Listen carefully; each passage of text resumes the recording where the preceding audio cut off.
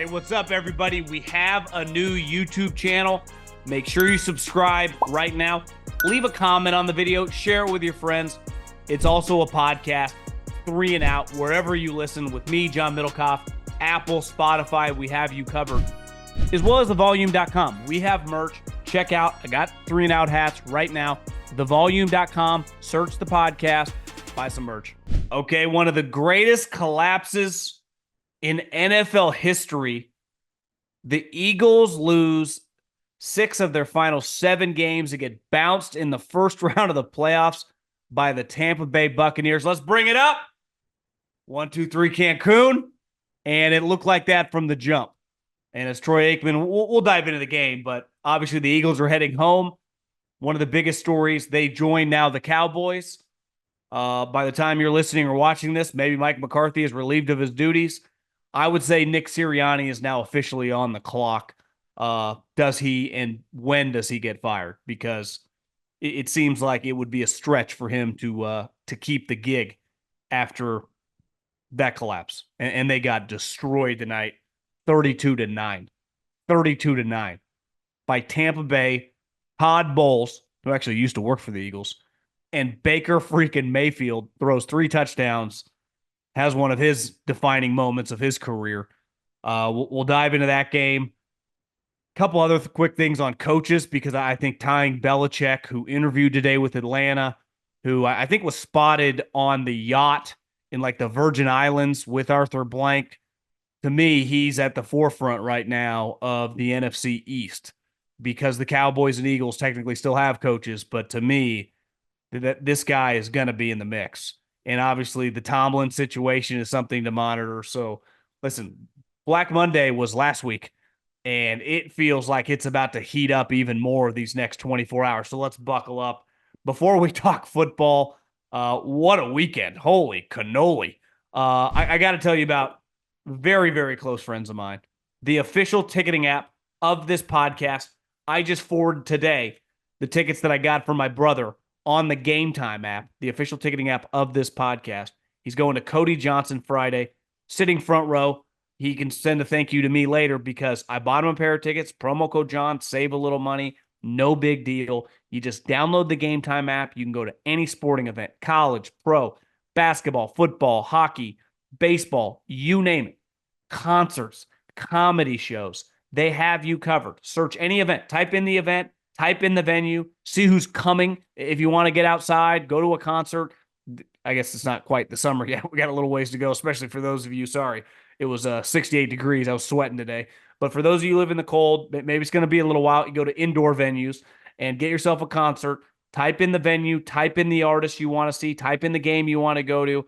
Gametime, promo code John, JOHN.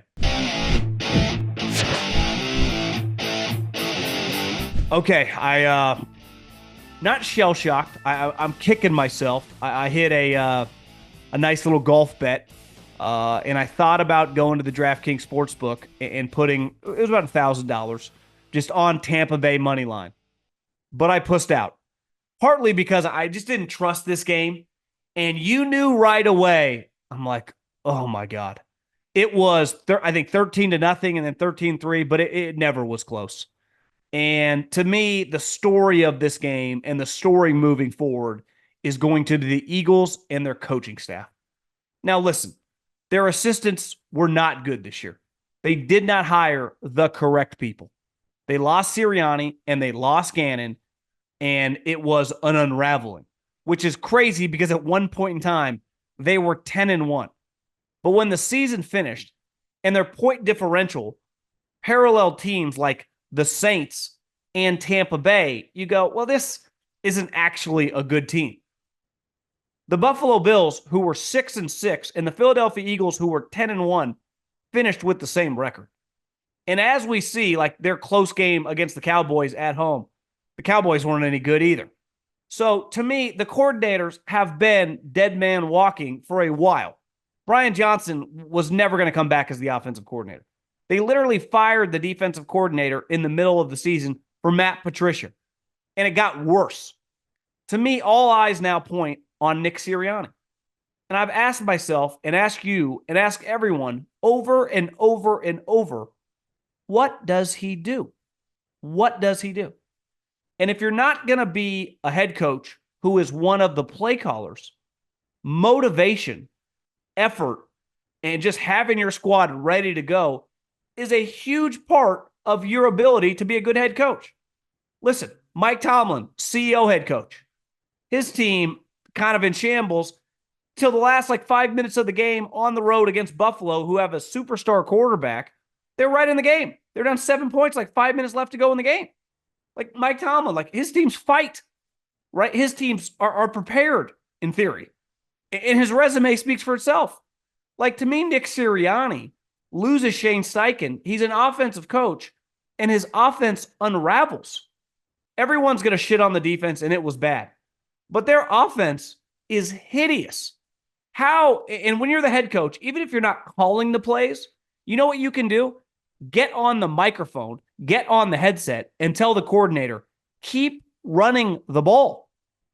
At one point in time, it was 16-9, and the Eagles had the ball. And every single play, it felt like they were passing. It's guys, AJ's not around. Your passing game is just off in general. You have a running back who's fresh and is an explosive player, and your quarterback can run. You watched the Bills game earlier in the day. When all else failed, what happened? Josh Allen would go, I'm going to go.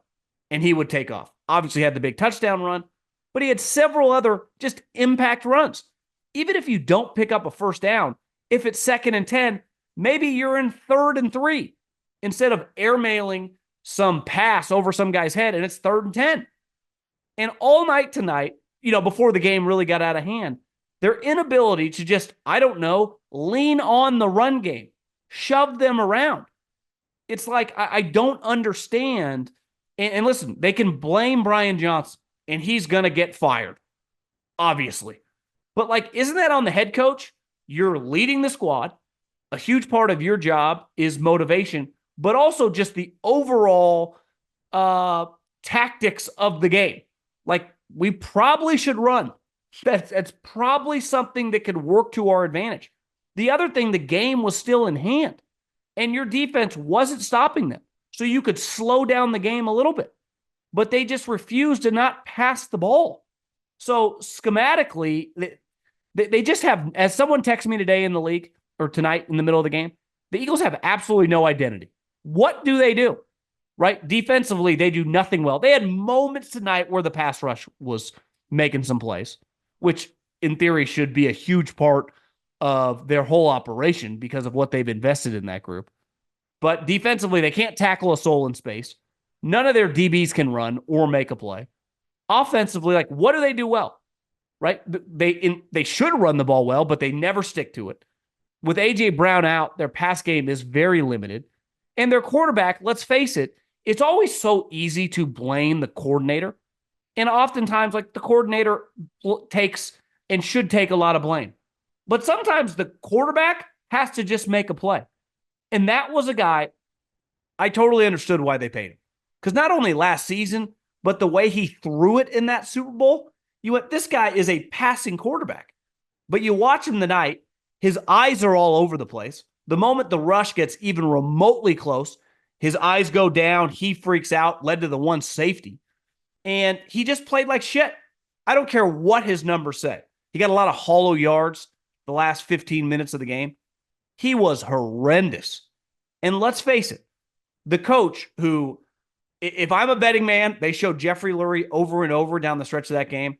He looked like he just saw a ghost. A mixture of he can't believe what he's seeing and he's furious. If we assume Nick Sirianni is going to get fired, which I would say, I don't know, I'd lean 80%. When it comes to Mike McCarthy getting fired, I'm 100%. When it comes to Sirianni, I guess I could see them completely blowing out the assistant coaches, beside Stoutland and a couple position coaches, but obviously the coordinators starting anew on both sides of the ball with the people calling the plays. But you have to imagine the way they just looked, their body language. Troy Aikman kept saying, this team looks lifeless. This team kind of looked like they didn't even want to be there, which is crazy. This is a fucking playoff game on Monday Night Football. I mean, what are you doing? Not even trying? But there's a balance of like, are they not trying? Are they not that into the game? Or are they just not that good? But the quarterback to me is a major, major question mark. Now, I know he got a lot of money, but in terms of his cap, like the way it impacts their business, his cap hit the next several years is like 13 million, 14 million. They spread it out over like 20 years. I mean, legitimately, how he's good doing that. So it's not necessarily his cap, but they are paying him a lot of money. Like they are funneling him a lot of real cash. He's going to make 150 million over like a 3-year span. He's obviously making a ton on a yearly basis. Doesn't impact their ability to build their roster, though. They have a very old team and they have a lot of big decisions to make moving forward. But their success moving forward is going to come on him.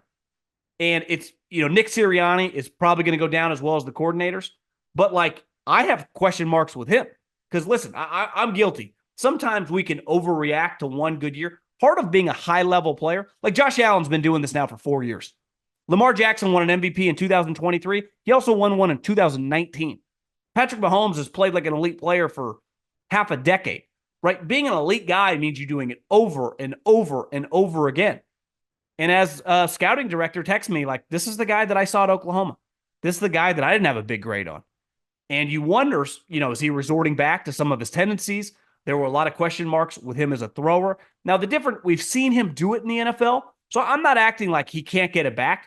But this is, and I understand he's been banged up, but this was a broken player down the stretch of the season.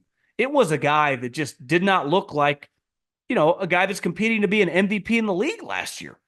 And so, listen, you could fire all the coaches, including Sirianni, but the number one question mark is going to be is like, how do we fix this guy?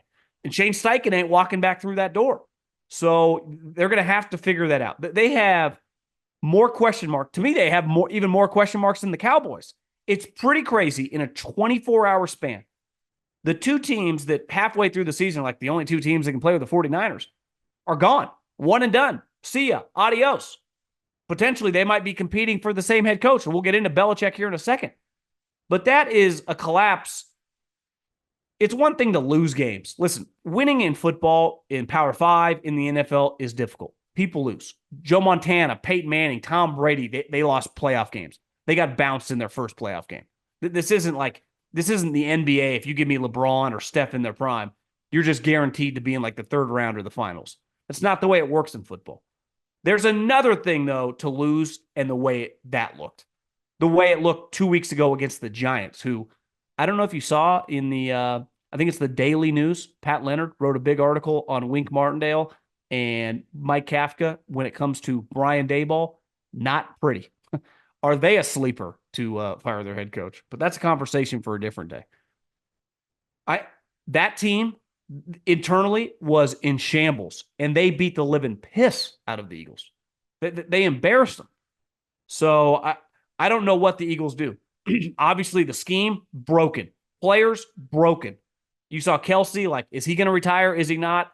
Obviously, he looked very emotional on the field. They have older players on defense that are still, solid players, but Brandon Graham, Fletcher Cox, these guys have been on the team for a long, long time. They've invested heavily in Jalen Carter and Jordan Davis. They need those guys to be elite players. They just do. And obviously their secondary, James Bradbury is one of the all-time, and listen, this happens in football. You re-sign a guy who was in the Pro Bowl last year and was like a legitimate player, and then he just stinks for you. Like he's just god-awful. If he's out on the corner, every offensive coordinator, every quarterback is going to go at him relentlessly. And the moment that happens, you have no chance. And obviously Slay was dealing with knee injuries. He got hurt toward the end of the game. But their secondary was just Swiss cheese. And it's been like that all season long. But it really got bad. They couldn't tackle a soul. One thing, Stuckey, who he hammered this last week on the betting segment, he's like, I love Auden, the tight end, his over in receiving yards. They haven't covered a tight end all season. And Auden had 8 catches for 89 yards. I think his over-under, Stuckey said, was like 28 yards or 30 yards. Honestly, he had a couple drops. He could have had, I don't know, $140. They had no chance to cover him. He might as well have been Jay Novacek or Gronkowski in his prime. And it's not those guys. And obviously, Mike Evans, White was running around. They had no chance to stop anybody. And offensively, when you can't even score 10 points, you just end up sucking. And that's what the Eagles are. The version of the Eagles we saw down the stretch is like a 3 or 4 win team, right? It really is. I mean, that was an awful football team. Clearly, you could argue the worst football team in the playoffs, that version of them. Can't score 10 points, cannot tackle anybody. You make Baker Mayfield, who, listen, he's had a solid season, look like the number 1 overall pick, the guy that the Cleveland Browns 3 years ago thought was going to be their franchise quarterback. I'm not speechless because we saw this coming, but it was still hard. It's why I couldn't just like outright pick the Bucs. It's why I couldn't put my money on it because I was like, this is really going to happen. I think the Eagles will just figure it out. It'll be ugly. No, they just got absolutely destroyed.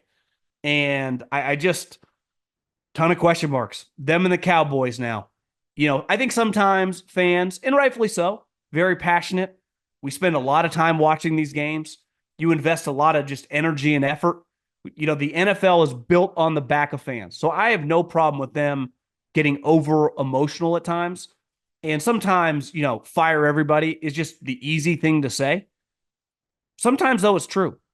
And this one to me is like, I understand it. Mike McCarthy, Nick Sirianni, I think both those guys, if they're fired in the next 24, 48 hours, it's a justified move.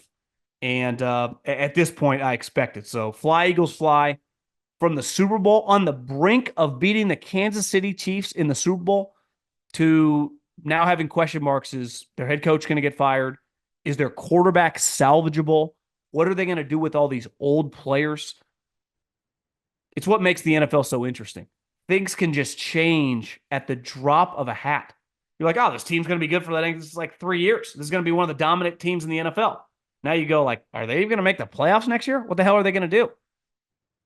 You just can't make this stuff up. Not a soul. Even if you thought at 10-1 they were a little fraudulent in the sense of they were probably more like a 7-3 team, right? Or an 8-3 team, a 7-4 team. They're still a good team. And the team we saw will look like a last place squad. And to me, the energy and effort, right? Yeah, I think we all just expect everyone tries hard. It just felt like, what is going on? Do these guys not like each other? Do these guys not want to play for their coach? Something was off. Think about how many teams week 18 just tried. The Titans. Clearly, Vrabel was not long for the organization. And that team came out like they were playing to get into the playoffs. They were awful all season long. And they just gave everything they had. Arizona Cardinals, fighting till the last second of the season. They're like drafting 3rd overall or 4th overall. And then you watch the Eagles. Like, how is this happening? But it did happen, and we all witnessed it. And now what I would expect big time change is coming because the Eagles, they're the opposite of the Steelers. Loyalty is not a big part of their operation. It's a production-based operation.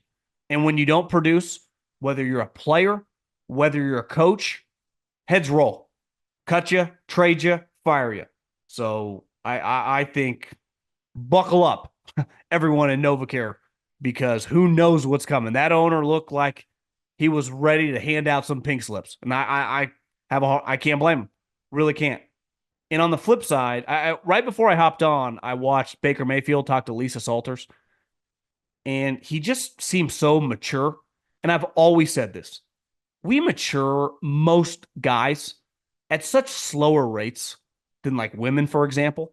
And even most men in general, relative to like some guys are really mature in their early 20s or even late teens. I remember going to high school with a guy that swam at Stanford, and every day he was getting up at like 4:30 to train. I mean, this dude was like Michael Phelps meets Tiger Woods. I remember all the teachers like loved him. I was always kind of impressed in the back, but I was like, I never want my dad to hear what this guy's doing. He'd fucking kick me out of the house. It was always really impressive. But most people are not like that. Most guys struggle with maturity through their 20s. And I think Baker is a good example of someone who just had some maturity issues. And when you watch him talk now, when you watch him act, he's just grown up a little bit, right? I mean, and I just think that not everyone's on the same path. Not everyone is super buttoned up at 23 years old just because you're a quarterback or just because you're some finance bro. And I think he's a good example of he's got some talent. He throws a pretty ball. Now, he's not a great athlete. He's not super tall. But you watch him tonight, you went, yeah, he's a real NFL quarterback. That's an NFL starter. Now, my conversation around him has been the whole time of, if I was Tampa, I'd want him back. But like, there's a price point that we got to hit. Like, I'd give you like a 3-year, $60 million, guaranteed $30 million of it. Like that's something kind of I'd be in the vein of. Ideally, I'd like to pay him like $15 million. He'd probably like 30. Maybe we meet at like 22, and we try to find a meeting spot with the guarantees. But you watch a guy that players like, which is very, very important in the NFL. We've seen that being the undoing of some former high picks, right? They're very, very well liked in the locker room. He's clearly tough. He will battle injuries. And now he's proven to be kind of successful as a bright lights guy.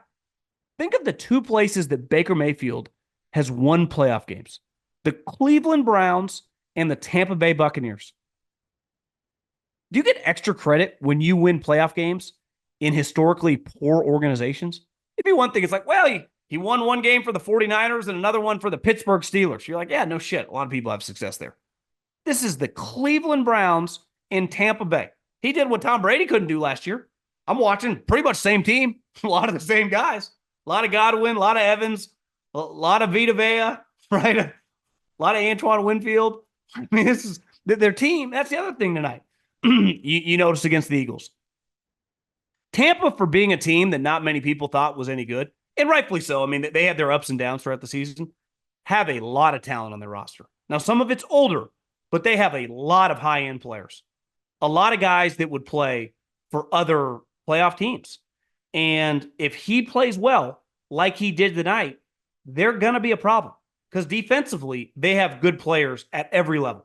They have good DBs, they have two good linebackers, and they have a ton of good guys on the on the front four. And obviously, Vita Vea is how I don't think I've ever seen the tush push stopped. I swear to God. Now, I haven't watched every single tush push the last couple of years, but every Eagles game I've watched with the tush push, they have got either the first down or the touchdown or the two-pointer. They have never been stuffed. I have never personally live watched an Eagles game and seen that play stopped. And honestly, most times, like when it's 4th and 1 or 4th and 2, or even they go for it on the 2-point play, it feels like they gain 3 or 4 yards. Like it's not even remotely close to stop. Usually, if you say, what happens on the tush push? I'd say, well, the middle linebacker usually jumps on Jalen's back and he crowd surfs for like 3 yards because he has no leverage. They shove the defensive line back and they get whatever they're attempting to gain easily. Yet tonight against Tampa with Vita Vea, they got fucking stuffed. When that happened, you knew the game was over. And it speaks to like this Bucs team is not some little random squad with a bunch of me's. I mean, they got a lot of high-end, highly paid, older veteran players who look pretty damn good tonight. And the other thing is, like with Baker Mayfield, there was an energy and an effort to them that was not matched by the Eagles, right? And to me, Todd Bowles, who I was around a little bit in Philadelphia, has always been, and I've always said this about him, because I never thought he was a great head coach. He's an elite defensive coordinator. As a defensive mind, he's a former DB, understanding coverages, great blitzer, great just with the players on defense. That defense flies around. And tonight, his team as a whole just came in with more, we're winning this game. Like one team showed up tonight knowing they were going to win. The other team kind of showed up like, we'll just see what happens. And one was clearly the Bucs that had the belief. And so to me, Baker Mayfield, incredible turnaround season.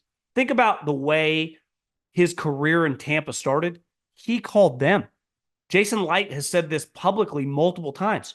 He reached out to us, said, hey, I would love to play for you guys. I thought it'd be a good spot. This was not some player that people were lined up to get. And then tonight he goes 22 at 36 for 340 yards and 3 touchdowns. And he just played very under control. How many balls were even close to being intercepted? A ton of balls. He had multiple balls hit guys in the hands. Otten had a bad drop. Mike Evans dropped a ball early in the game down the sideline that might have been a touchdown. I mean, Baker, in terms of accuracy. So if you're telling me he's matured, the players like him, and he's just a solid player, like what if he can be in that kind of where Kirk Cousins and Dak have been, somewhere between 10 and 15 for the next several years. Well, Tampa doesn't need to hit the reset button. They can kind of do a slow rebuild, keep adding, and keep competing. So Baker Mayfield actually can keep their organization funneling in the right direction, right? A little bit like what happened with the Detroit Lions, who ironically they're playing. Two former number one quarterbacks. The team said, this guy sucked. Now, the difference was Jared Goff had a lot of success. Baker Mayfield had a little and then got kicked to the curb, started playing bad, and then went to Carolina, and last year was really bad. So I understand a lot of people being off the scent on Baker Mayfield because Jared Goff had a big contract if you wanted to trade for him, which, made teams nervous, which I'd argue he's one of the best deals in the NFL right now at $25 million a year. Baker Mayfield could have been had for under $5 million, and people just weren't interested. And that's one of you look back, he threw 28 touchdowns this year. He had 3 touchdowns a night. He just looks like a solid NFL player. Throws a beautiful ball. He's accurate. He's got a good arm. He can move definitely well enough.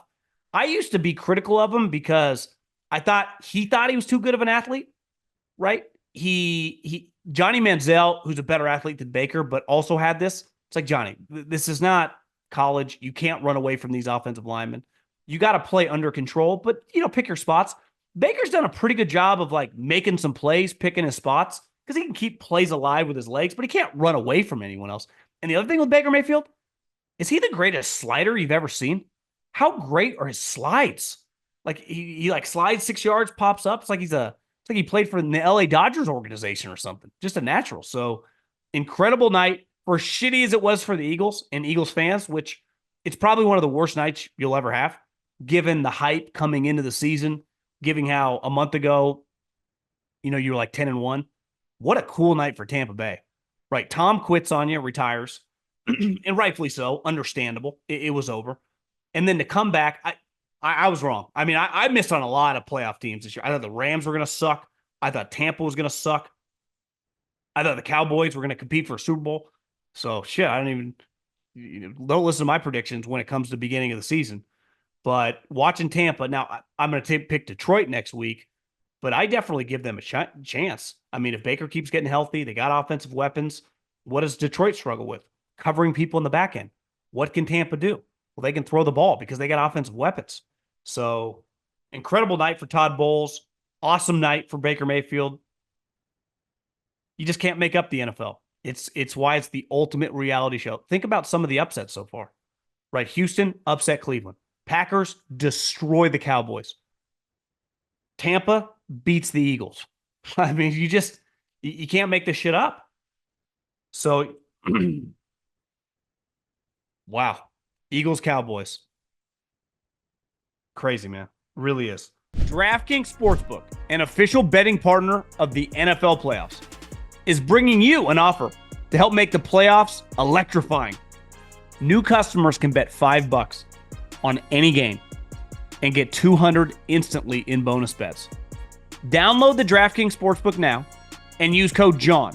New customers can bet $5 to get $200 instantly in bonus bets.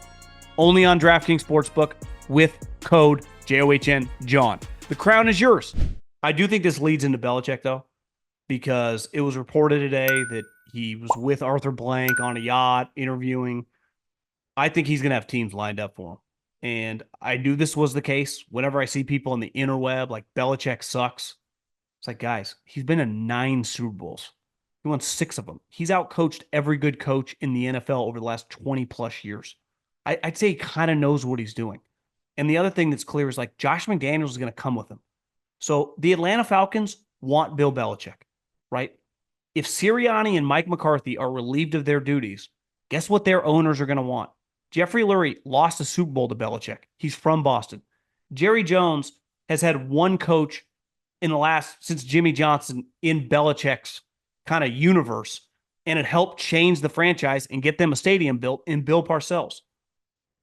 Those 2 owners are not some new age, new money, just come into the league. These guys have been around for all of Belichick's run. They're going to want a piece of that action. I'll promise you, because both teams are in similar situations. They feel like they're close. Obviously Jerry's like over 80. I don't have much time left. So Belichick, for every idiot on the interweb that just thought, oh, who's going to want this old curmudgeon? A lot of people. he is going to get paid a boatload of money. I think in the history of America, no 72-year-old W-2 employee that costs $20 plus million a year will ever be more sought after than Bill Belichick in the next 2 weeks. And there's a decent chance in the rest of time, it'll never happen again. Seriously. Like, are 72-year-old actors making that much money? When does a guy over 70, as an employee, it's one thing as a business owner or as, an investor or something, as an employee, ever have the desire from potential employees lined up, employers, to have his services? So you watch. This Belichick thing is really going to heat up. And you saw Tomlin tonight walk off. That thing's going to get weird. The reason why McCarthy and definitely Sirianni are more than likely just completely fucked, partly is because of my options if I own one of those teams. Vrabel's already there. Well, Vrabel, I get the package with Arthur Smith. I've seen them win playoff games, and he's just a real coach, right? We all would take Vrabel over Nick Sirianni. And listen, the crazy thing about Mike McCarthy is he's actually a good regular season coach. He was like way in Green Bay, and he's this way in Dallas. Yet in the playoffs, it's just like not even close. So to me, Mike Vrabel, Mike Tomlin, Bill Belichick, these guys have a proven track record. So I can talk shit about like, hey, listen, CEO head coaches are risky. It is true. But if you give me the right offensive coordinator with these guys, if I'm the owner, I know for a fact if I'm going to make, because it's a risky decision firing a guy that I have won with and that I'm currently winning with, that I'm in the playoffs with. Right? I'm more than likely not going to fire that guy to go hire Ben Johnson, who's 36, 37, 38 years old, never been a head coach. That's a risky move.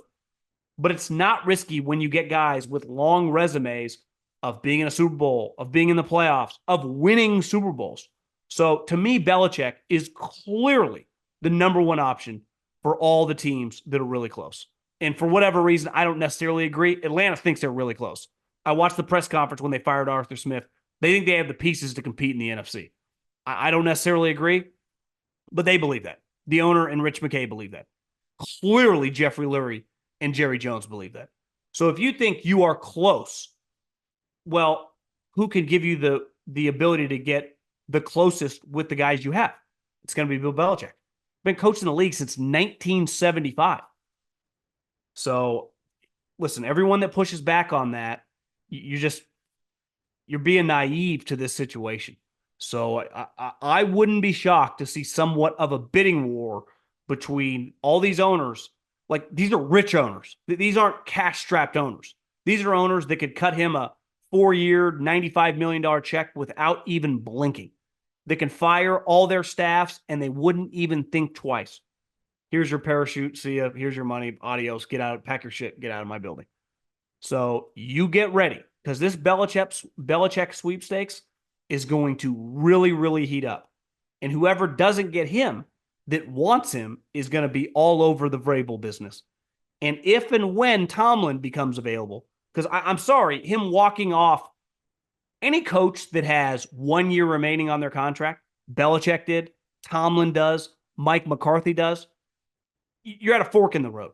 Do you know what you do? You either extend the guy or you fire the guy.